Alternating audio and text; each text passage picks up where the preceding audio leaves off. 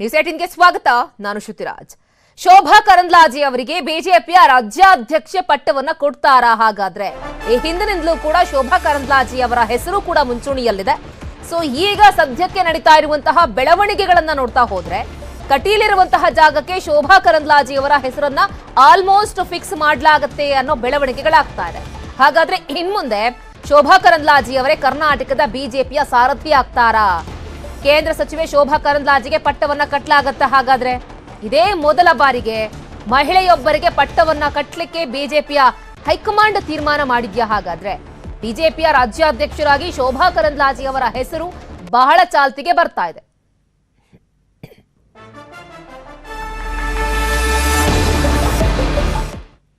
ಇನ್ನು ಬಿಜೆಪಿಯಲ್ಲಿ ವಿಧಾನ ಪಕ್ಷದ ವಿಪಕ್ಷ ನಾಯಕನ ಆಯ್ಕೆ ಕಸರತ್ತು. ಶಾಸಕರ ಅಭಿಪ್ರಾಯ ಸಂಗ್ರಹಕ್ಕೆ ಈಗಾಗಲೇ ಚಾಲನೆ ನೀಡಿದ್ದಾರೆ ಕೇಂದ್ರದ ವೀಕ್ಷಕರು. ಸೊ ಯಾರನ್ನ ಮಾಡಬೇಕು ಹಾಗಾದ್ರೆ ವಿಧಾನಸಭೆಯ ವಿಪಕ್ಷ ನಾಯಕನಾಗಿ? ಅದಕ್ಕೂ ಕೆಲವೊಂದಿಷ್ಟು ರೂಲ್ಸ್ ರೆಗ್ಯುಲೇಷನ್ಗಳನ್ನ ಮಾಡ್ಕೊಂಡಿದ್ದಾರೆ. ಈಗಾಗಲೇ ಕೇಂದ್ರದಿಂದ ವೀಕ್ಷಕರು ಕೂಡ ಬಂದಿದ್ದಾರೆ. ಶಾಸಕರುಗಳ ಜೊತೆಗೆ ವೀಕ್ಷಕರ ತಂಡದಿಂದ 1-to-1 ಮಾತುಕತೆ ನಡೀತಾ ಇದೆ. ಯಾರಿಗೆ ಜವಾಬ್ದಾರಿ ಕೊಟ್ರೆ ಬೆಟರ್ ಅನ್ಸುತ್ತೆ, ಸೊ ಯಾರ ಬಗ್ಗೆ ಯಾರಿಗೆ ಒಲವಿದೆ, ಸೊ ಇವೆಲ್ಲ ವಿಚಾರಗಳನ್ನ ಕಲೆ ಹಾಕ್ಲಾಗ್ತಾ ಇದೆ. ವಿಪಕ್ಷ ನಾಯಕನ ಆಯ್ಕೆ ಬಗ್ಗೆ ಅಭಿಪ್ರಾಯವನ್ನ ಹೇಳೋದಕ್ಕೆ ಶಾಸಕರು ಕೂಡ ಈಗಾಗಲೇ ಆಗಮಿಸಿದ್ದಾರೆ. ಶಾಸಕರು, ಮಾಜಿ ಶಾಸಕರು ಕೂಡ ವೀಕ್ಷಕರ ಟೀಮ್ಗೆ ಅಭಿಪ್ರಾಯವನ್ನ ತಿಳಿಸ್ತಾರೆ. ಬನ್ನಿ, ಈ ವಿಚಾರಕ್ಕೆ ಸಂಬಂಧಪಟ್ಟ ಹಾಗೆ ಮತ್ತಷ್ಟು ಮಾಹಿತಿನ ಕೊಡ್ಲಿಕ್ಕೆ ನೇರ ಸಂಪರ್ಕದಲ್ಲಿ ಜಾಯ್ನ್ ಆಗ್ತಾ ಇದ್ದಾರೆ ನಮ್ಮ ಪೊಲಿಟಿಕಲ್ ಬ್ಯೂರೋ ಹೆಡ್ ಚಿದಾನಂದ ಪಟೇಲ್ರೇ.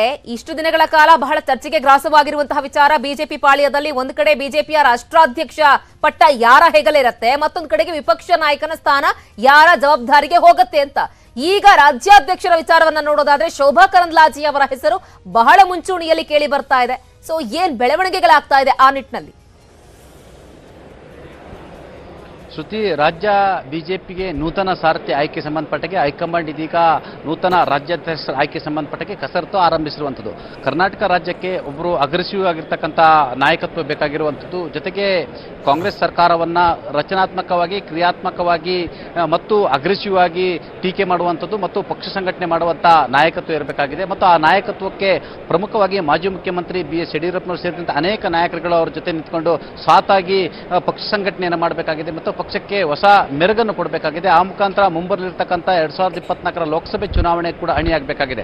ಹಾಗಾಗಿ ಭಾರತೀಯ ಜನತಾ ಪಕ್ಷದ ಕೇಂದ್ರದ ನಾಯಕರು ಕರ್ನಾಟಕದಲ್ಲಿ ಒಬ್ಬರು ಅಗ್ರೆಸಿವ್ ನಾಯಕರು ಮಾಡುವ ಕಾರಣಕ್ಕಾಗಿ ಈಗ ಹಲವಾರು ಹೆಸರುಗಳು ಮುನ್ನೆಲೆಗೆ ಬಂದಿರುವಂಥದ್ದು. ಅದರಲ್ಲಿ ಪ್ರಮುಖವಾಗಿ ಕೇಂದ್ರ ಸಚಿವೆ ಆಗಿರ್ತಕ್ಕಂಥ ಶೋಭಾ ಕರಂದ್ಲಾಜೆ ಹೆಸರನ್ನ ಮುನ್ನೆಲೆಗೆ ತಂದಿರುವಂಥದ್ದು. ಯಾಕಂತ ಹೇಳಿದ್ರೆ ಶೋಭಾ ಕರಂದ್ಲಾಜೆ ಅವರನ್ನ ಒಂದು ವೇಳೆ ರಾಜ್ಯಾಧ್ಯಕ್ಷರು ಮಾಡಿದ್ರೆ ಮಾಜಿ ಮುಖ್ಯಮಂತ್ರಿ BS ಯಡಿಯೂರಪ್ಪನವರಿಗೆ ಸಹಕಾರ ನೀಡ್ತಾರೆ. ಆ ಮುಖಾಂತರ ಪಕ್ಷ ಸಂಘಟನೆಗೆ ಶೋಭಾ ಕರಂದ್ಲಾಜೆ ಅವರು ಕೂಡ ಅತಿ ದೊಡ್ಡ ಸಹಕಾರ ಮತ್ತು ಕೈ ಬಲಪಡಿಸಿದಂತಾಗುತ್ತೆ ಅನ್ನೋದು ಕೂಡ ಲೆಕ್ಕಾಚಾರ. ಯಾಕಂತ ಹೇಳಿದ್ರೆ ಶೋಭಾ ಕರಂದ್ಲಾಜೆ ಅವರನ್ನೇ ರಾಜ್ಯಾಧ್ಯಕ್ಷ ಮಾಡಿದ್ರೆ ಯಡಿಯೂರಪ್ಪನವರು ಕೂಡ ಸಹಕಾರ ಕೊಡ್ತಾರೆ ಅನ್ನೋದು ಕೂಡ ಒಂದು ಲೆಕ್ಕಾಚಾರ ಇದ್ರೆ, ಮತ್ತೊಂದು ಕಡೆ ಕೇಂದ್ರದ ಪ್ರಮುಖ ನಾಯಕರಾಗಿರ್ತಕ್ಕಂಥ ಬಿಜೆಪಿಯ ಸಂಘಟನಾ ಪ್ರಧಾನ ಕಾರ್ಯದರ್ಶಿ ಆಗಿರ್ತಕ್ಕಂಥ BL ಸಂತೋಷ್ ಕೂಡ ಶೋಭಾ ಕರಂದ್ಲಾಜೆ ಅವರಿಗೆ ರಾಜಕೀಯವಾಗಿ ಉತ್ತಮ ಒಡನಾಟವನ್ನು ಇಟ್ಕೊಂಡಿರುವಂಥದ್ದು. ಜೊತೆಗೆ ಶೋಭಾ ಕರಂದ್ಲಾಜೆ ಅವರು ಮಹಿಳೆ ಆಗಿರುವಂಥದ್ದು, ಜೊತೆಗೆ ಇಡೀ ರಾಜ್ಯವನ್ನ ಸುತ್ತಾಡಿರ್ತಕ್ಕಂಥ ಅನುಭವ ಇರುವಂಥದ್ದು ಮತ್ತು ಕರಾವಳಿ ಭಾಗದವರಾಗಿರುವಂಥದ್ದು, ಒಕ್ಕಲಿಗ ಸಮುದಾಯಕ್ಕೆ ಸೇರಿದಂಥವರು ಮತ್ತು ಎಲ್ಲರನ್ನೂ ಕೂಡ ಒಟ್ಟಾಗಿ ತೆಗೆದುಕೊಂಡು ಹೋಗ್ಲಿಕ್ಕೆ ಕೂಡ ಅನುಕೂಲ ಆಗುತ್ತೆ ಅನ್ನೋದು ಲೆಕ್ಕಾಚಾರ. ಈ ಎಲ್ಲದರ ನಡುವೆ ಕೂಡ ಶೋಭಾ ಕರಂದ್ಲಾಜೆ ಅವರ ಬೆನ್ನಿಗೆ ಬಿಜೆಪಿ ಅಂಗ ಸಂಘಟನೆಗಳಾಗಿರ್ತಕ್ಕಂಥ ಅನೇಕ ಸಂಘಟನೆಗಳ ಬೆಂಬಲ ಕೂಡ ಅವರಿಗೆ ಇರ್ತವೆ. ಯಾಕಂತಂದ್ರೆ ಅವರು ಅಗ್ರೆಸಿವ್ ಇರತಕ್ಕಂಥದ್ದು ಭಾರತೀಯ ಜನತಾ ಪಕ್ಷದ ಕರ್ನಾಟಕದ ಪಾಲಿನ ಮಹಿಳಾ ಫೈರ್ ಬ್ರ್ಯಾಂಡ್ ಅಂತಲೇ ಕರೆಸಿಕೊಳ್ತಕ್ಕಂಥ ಶೋಭಾ ಕರಂದ್ಲಾಜೆ ಅವರು ಸರ್ಕಾರವನ್ನ ಅತಿ ಎತ್ತರದ ಧ್ವನಿಯಲ್ಲಿ ಟೀಕೆ ಮಾಡಲಿಕ್ಕೂ ಕೂಡ ಎಲ್ಲೊಂದು ಕಡೆ ಅನುಕೂಲ ಆಗುತ್ತೆ ಮತ್ತು ಪಕ್ಷ ಸಂಘಟನೆಗೂ ಕೂಡ ಅನುಕೂಲ ಆಗುತ್ತೆ ಅನ್ನೋದು ಲೆಕ್ಕಾಚಾರ.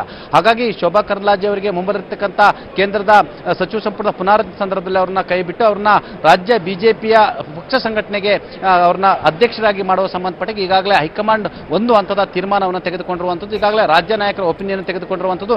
ಇನ್ನೇನು ಎಲ್ಲವೂ ಅಂದುಕೊಂಡದ್ದಾದ್ರೆ ಶೋಭಾ ಕರಂದ್ಲಾಜೆ ಅವರೇ ರಾಜ್ಯದ ನೂತನ ಬಿಜೆಪಿ ಅಧ್ಯಕ್ಷರಾಗಿ ಆಯ್ಕೆ ಆಗೋದು ಬಹುತೇಕ ಖಚಿತ ಅಂತೇಳಿ ಬಿಜೆಪಿಯ ಉನ್ನತ ಮೂಲಗಳು ಈಗ ನ್ಯೂಸ್ 18ಗೆ ಮಾಹಿತಿಯನ್ನು ಕೊಟ್ಟಿರುವಂಥದ್ದು.